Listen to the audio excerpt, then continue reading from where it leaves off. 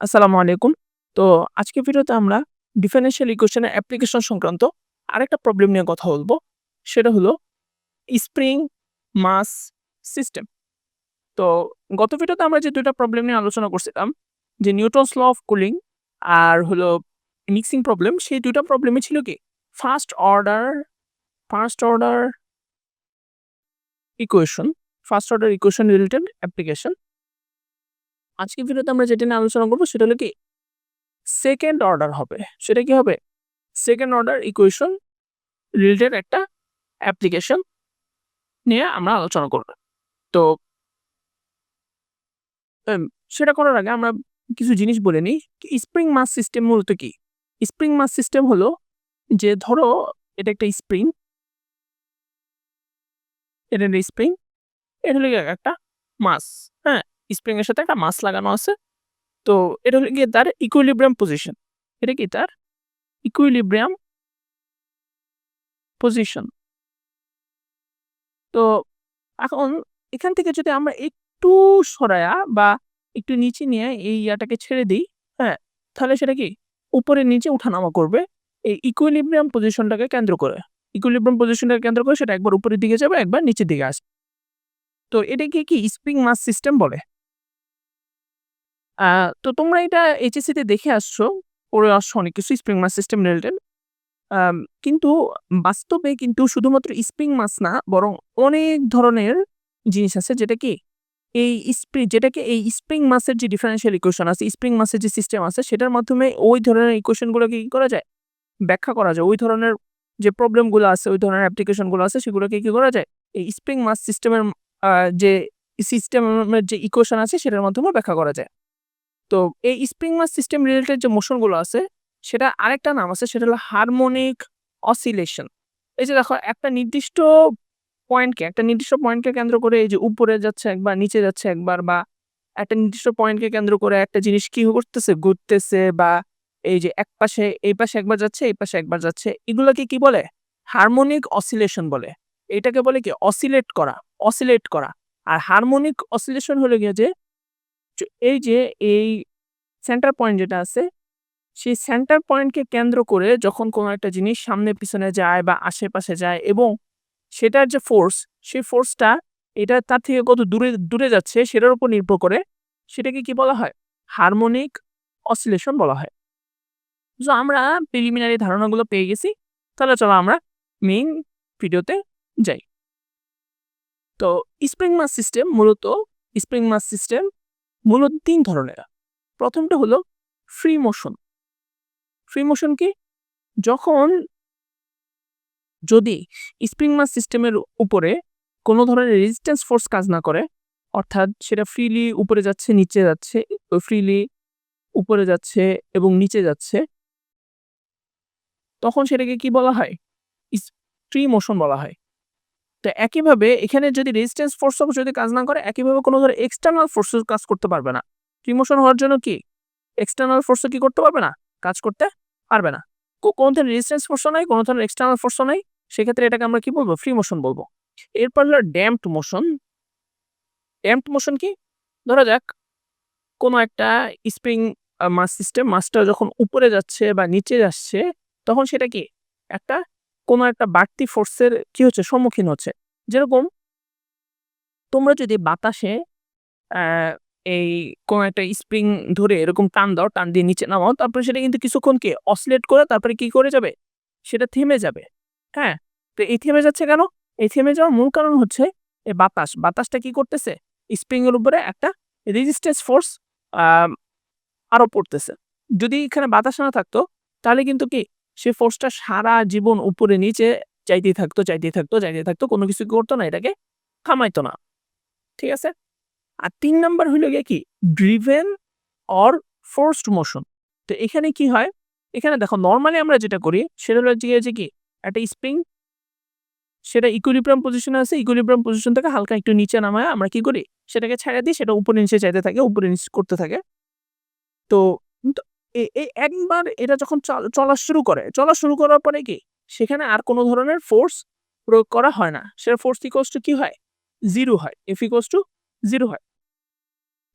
কিন্তু আর driven or forced মোশনের ক্ষেত্রে কি হয়, যদি কোনো একটা স্প্রিং এর উপরে এই যে এই রেজিস্ট্যান্স ফোর্স ছাড়াও আর কোনো ধরনের ফোর্স কাজ করে, সেটাকে কি বলা হবে? এই এক্সটার্নাল ফোর্স বা পোস্ট মোশন বলা হয়। বুঝতে পারছো? সো আই হোপ তোমরা এই ৩ টা টাইপের কথাই বুঝছো।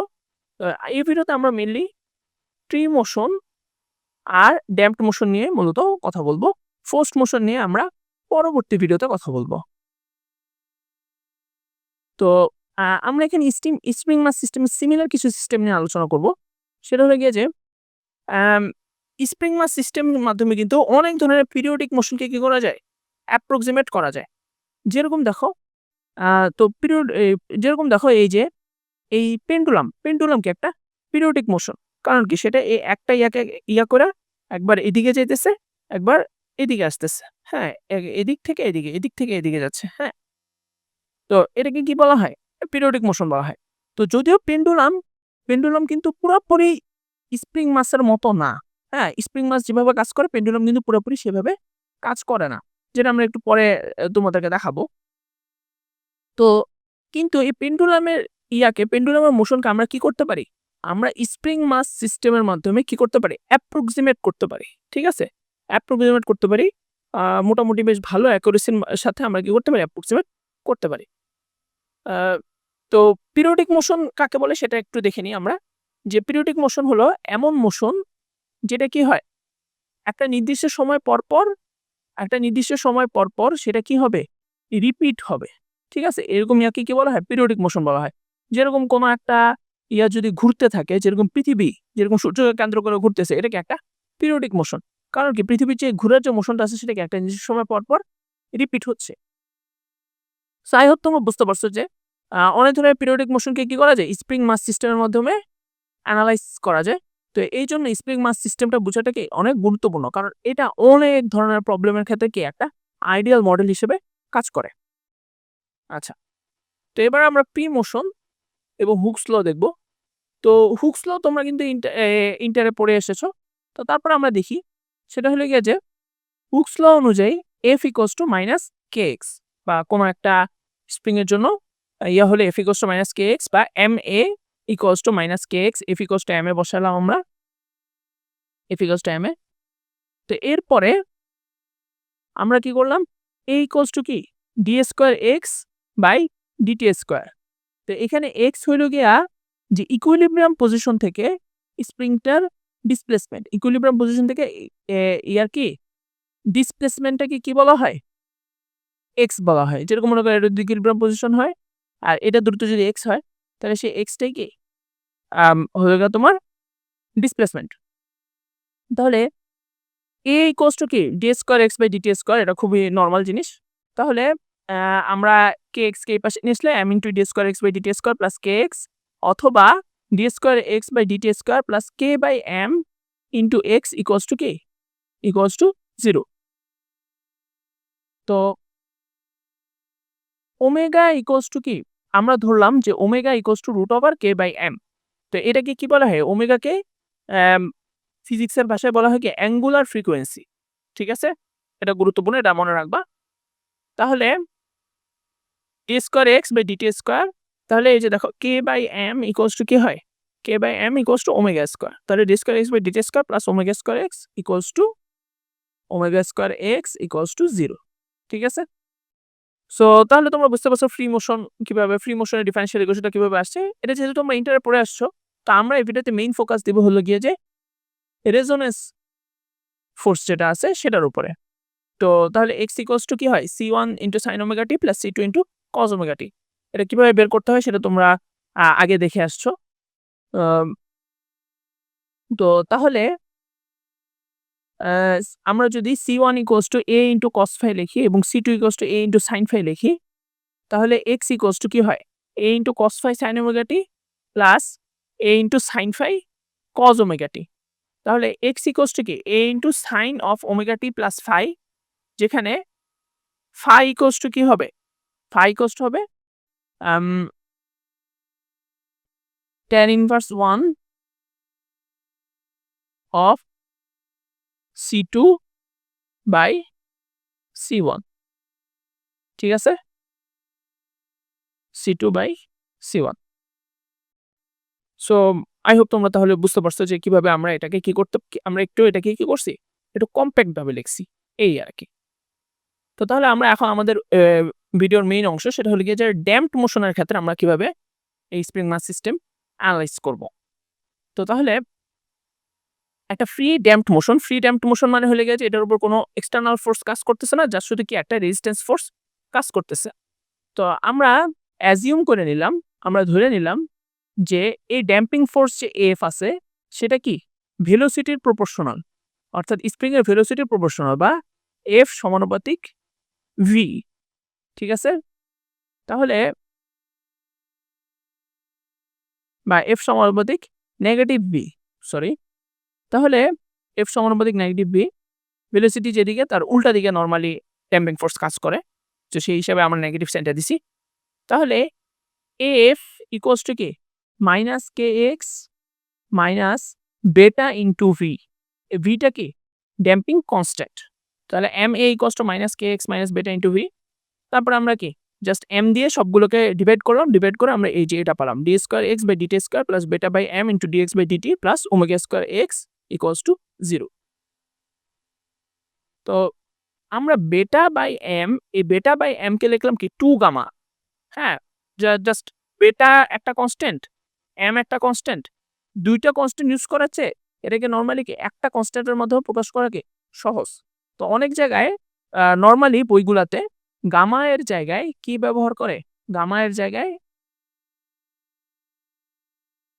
জায়গায় লেমডা ব্যবহার করে। ঠিক আছে, তো তোমরাও লেমডাই ব্যবহার করবা। ঠিক আছে, তো যদি আমি এখানে গামা ব্যবহার করছি, এক্ষেত্রে কি লেমডা ব্যবহার করাটাই ভালো, যেহেতু বইতে লেমডা ইউজ করে। তো বেটা বাই এম ইকুয়ালস টু কি অনেক জায়গায় লেখে 2 লেমডা।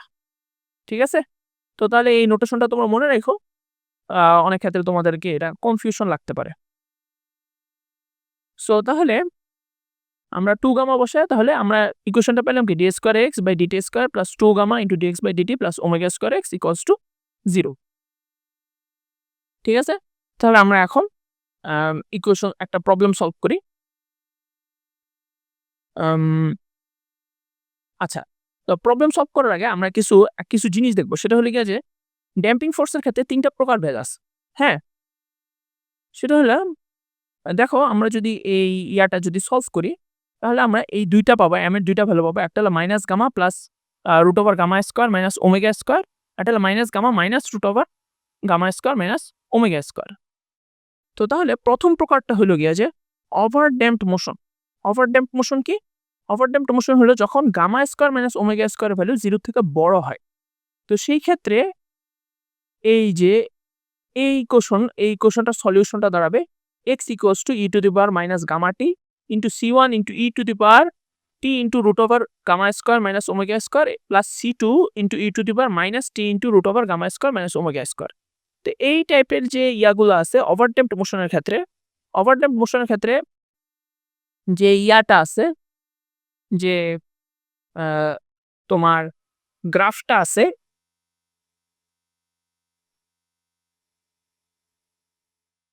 সেই গ্রাফটা অনেকটা এরকম হবে, বা এই যে এইরকম হবে। ঠিক আছে, তো এটার মূল কারণ হলো গিয়ে যে ওভারড্যাম্প মোশনের ক্ষেত্রে যেটা হয় সেটা হলো গিয়ে যে অনেক সময় দেখা যায় যে মাত্র মানে 1 বার বা 2 বার অসিলেট করার পরেই কি সেই মোশনটা কি হয়ে যায়, থাইমা যায়। ঠিক আছে, বুঝতে পারছো? সো এটার গ্রাফটা অনেকটা এরকম হবে। দেখো এটা কিন্তু পারফেক্টলি সাইন কার্ভের মতো দেখা যাইতেছে না, জাস্ট অনেকটা e to the power minus lambda t এর মতো, বুঝছো? সো এটা হলো ডিফারেন্স। তারপরে 2 নাম্বার হলো গিয়ে কি ক্রিটিক্যালি ড্যাম্পড মোশন, যেখানে gamma square minus omega square equals to 0, অর্থাৎ গামা ইকুয়ালস টু ওমেগা। ঠিক আছে, তো এই ক্ষেত্রে যে সলিউশন পাবো সেটা হলে গিয়ে যে কি e to the power minus gamma t plus C1 plus C2 into t, C1 plus C2 into t. ঠিক আছে, তো এই ক্ষেত্রে আমরা যে গ্রাফটা পাবো এক্স এবং টি এর যে গ্রাফটা পাবো সেটা হবে অনেকটা এরকম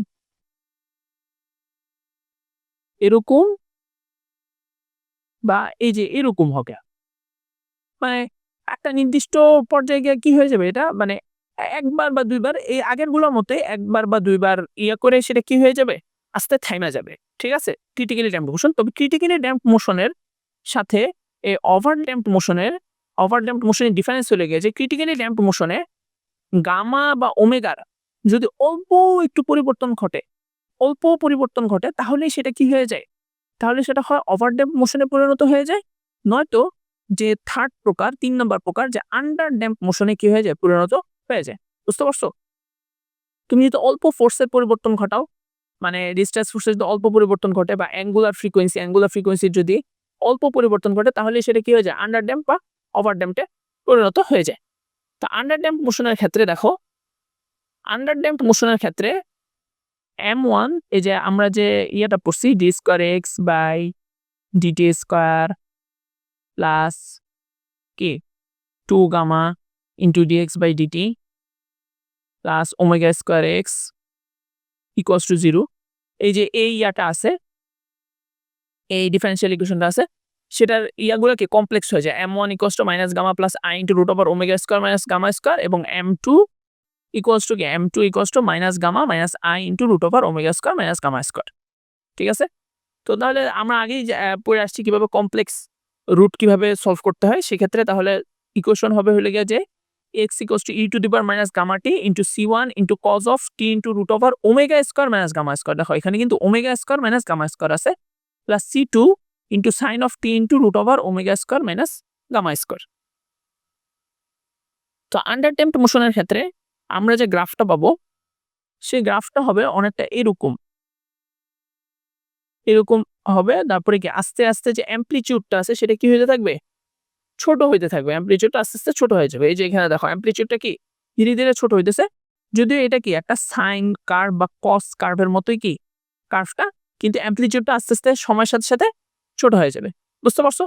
এই হলো গিয়ে আরকি তোমার আন্ডার ড্যাম্পড মোশনের কার্ভস। তাহলে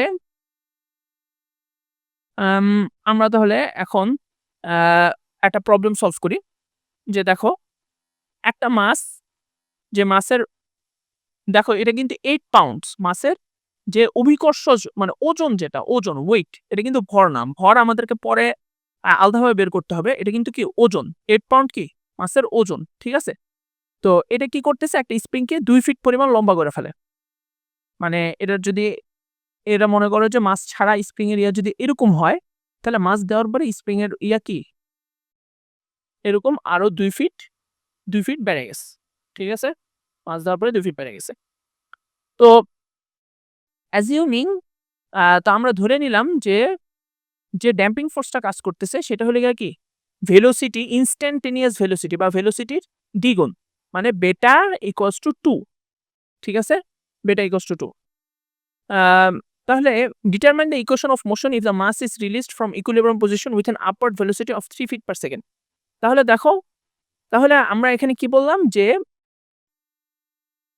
এই ইয়া যেটা অর্থাৎ তোমার যে আমাদের ইকুয়েশন অফ মোশন বের করতে হবে। যদি এই যে আমরা ধরে নিই যে এই স্প্রিংটা যখন সে তার ইকুইলিব্রিয়াম পজিশনে ছিল, হ্যাঁ, তখন সেটার আপওয়ার্ড ভেলোসিটি কত ছিল? v equals to 3 feet per second ছিল। 3 ফিট পার সেকেন্ড ছিল। ঠিক আছে? তো তাহলে আই হোপ তোমরা বুঝতে পারছো যে কি মানে ইকুয়েশনটা প্রশ্নটা বুঝতে পারছো। তো আমাদের প্রথম কাজ হলো কি মাস বাহির করা এবং কে এর ভ্যালু বের করা। তো মাস m ইকুয়ালস টু কি 8 পাউন্ড বাই 32 যেহেতু এটা পাউন্ডে দেওয়া আছে ফিট পার সেকেন্ডে দেওয়া আছে তাহলে জি এর ভ্যালু কি হবে 32 তে হবে। তাহলে 1/4 স্লাগ। ঠিক আছে? এই স্লাগটা হলে গিয়ে যে পাউন্ড বাই জি। ঠিক আছে? যেহেতু আমরা এখানে ফিটে বের করতেছি সেজন্য আমরা 32 ভ্যালুটা ব্যবহার করব। যদি আমরা মিটার পার সেকেন্ডে বের করতাম তাহলে আমরা 9.8 ব্যবহার করতাম। আচ্ছা। এরপরে আমাদের কাজ হলো কি কে এর ভ্যালু বের করা। তো এখানে কি বলছে যে 8 পাউন্ড কতটুকু করে 2 ফিট পরিমাণ লম্বা করে ফেলে। ঠিক আছে? তাহলে mg equals to k e, ঠিক আছে? তাহলে k equals to mg by e, e মানে এলংগেশন, 2 ফিট এলংগেশন। তাহলে mg by e 8/2, mg equals to যেহেতু 8 দেওয়া আছে, তাহলে কে ইকুয়ালস টু 4। তাহলে যেটা আমরা এখানে লিখলাম যে কে ইকুয়ালস টু 8/2 ইকুয়ালস টু 4। তাহলে x অফ 0 যেহেতু আমরা বলে দিছি যে ইনিশিয়ালি এটা কোথায় ছিল? ইকুইলিব্রিয়াম পজিশনে ছিল। তাহলে x অফ 0 ইকুয়ালস টু কি 0, আর যেহেতু ইনিশিয়াল পজিশনে এটার আপওয়ার্ড ভেলোসিটি ছিল 3, আর আমরা জানি কি v equals to x prime, তাহলে x prime of 0 equals to 3, ঠিক আছে? তো এই তথ্যগুলো ব্যবহার করে আমরা কি করব? এই ডিফারেনশিয়াল ইকুয়েশনটা বের করব। তাহলে চলো, তাহলে ইকুয়েশনটা হবে হলো 1/4 যেহেতু এই যে m into d square x by dt square plus beta into dx by dt plus k x equals to 0। এটার সাথে তুলনা করে আমরা পাই যে m equals to 1/4 into d square x by dt square plus 2 beta equals to 2 দেওয়া আছে, এই যে বেটা ইকুয়ালস টু 2, তাহলে 2 into dx by dt plus 4x equals to 0। অথবা আমরা এই যে কি করলাম, 4 দিয়ে পুরা ইকুয়েশনটাকে গুণ করে দিলাম। 4 দিয়ে পুরো ইকুয়েশনটাকে গুণ করে আমরা এই যে এই ইয়াটা পাবো, এই d square x by dt square plus 8 into dx by dt plus 16x equals to 0।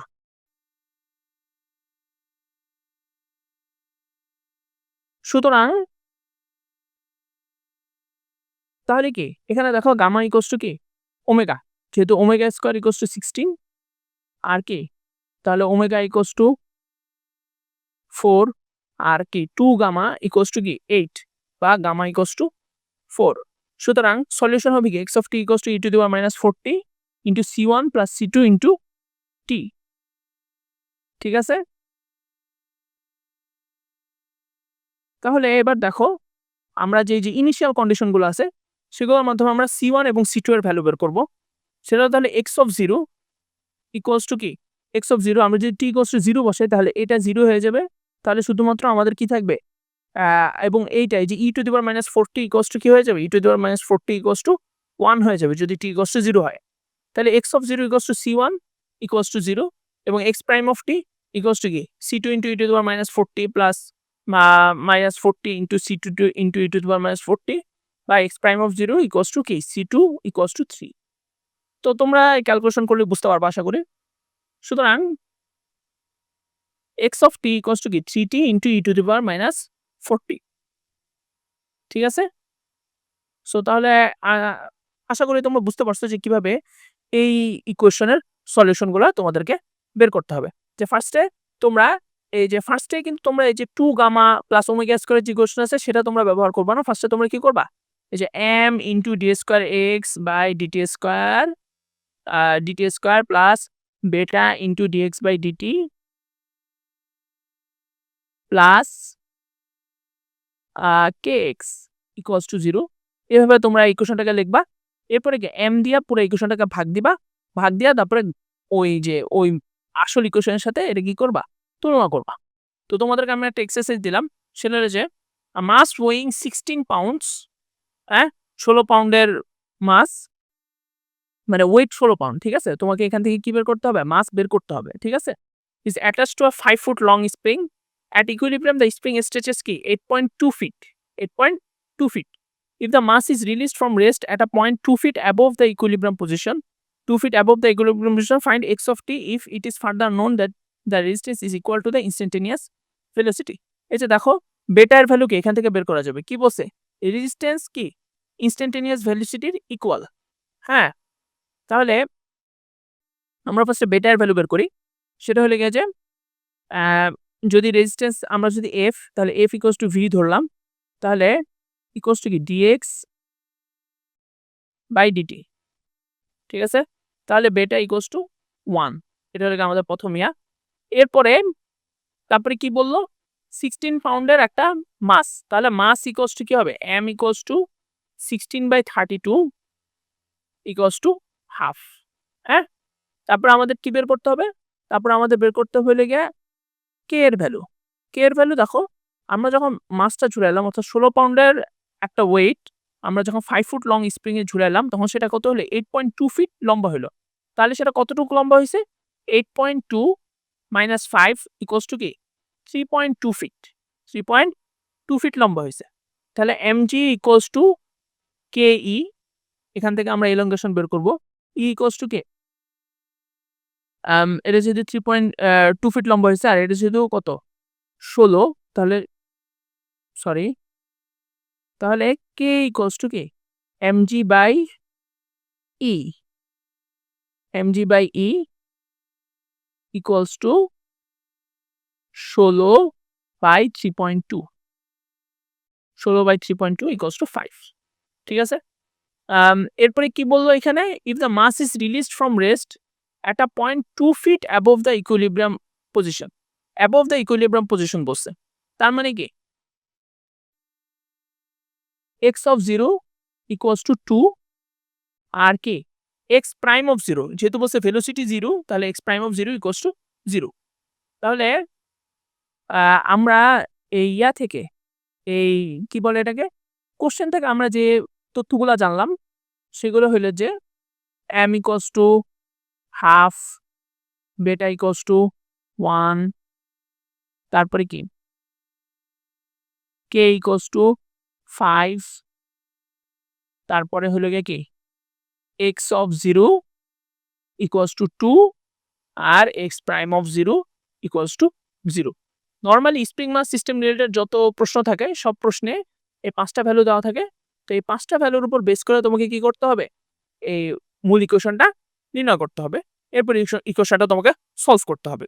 So I hope তোমরা বুঝতে পারছো যে এই ড্যাম্পিং ফোর্স রিলেটেড যে ইয়াগুলো আছে সেগুলোর ক্ষেত্রে তোমরা কিভাবে করতে পারবা, এই ইকুয়েশন সলভ করতে পারবা। তো আমরা এখানে আরেকটা প্রবলেম দেখি যে তোমাকে এই প্রবলেমটা এই যে তোমাকে মনে করো এই ইকুয়েশন দেওয়া আছে 1/5 * d² x / dt² + 1.2 * dx / dt + 10x = 0 তো তোমাকে বের করতে হবে। তোমাকে এখানে যেটা বলা হয়েছে সেটা হলো গিয়ে যে এই এই ইকুয়েশনটা তোমাকে কি করতে হবে? ইন্টারপ্রেট করতে হবে যে এই ইকুয়েশনটা আমরা অ্যাকচুয়ালি কি বুঝাইতেছি। বুঝতে পারছো? সো তোমরা জানো তোমাদেরকে এখানে কি করতে হবে? তোমাদেরকে এই যে জাস্ট এই ইকুয়েশনের সাথে এই d² x / dt² plus beta * dx / dt plus kx = 0 এই ইকুয়েশনের সাথে তোমরা তুলনা করবা। তুলনা করে তোমরা এই ইকুয়েশনটাকে ইন্টারপ্রেট করবা। হ্যাঁ, ইন্টারপ্রেট করে তারপরে সলভ করবা। ধরে নাও যে x of 0 = 0 R x prime of 0 = 5 এটা ধরে নিয়ে তোমরা কি করো? এই ইকুয়েশনটাকে সলভ করবা। ঠিক আছে? তো তাহলে আজকে ভিডিও এই পর্যন্তই।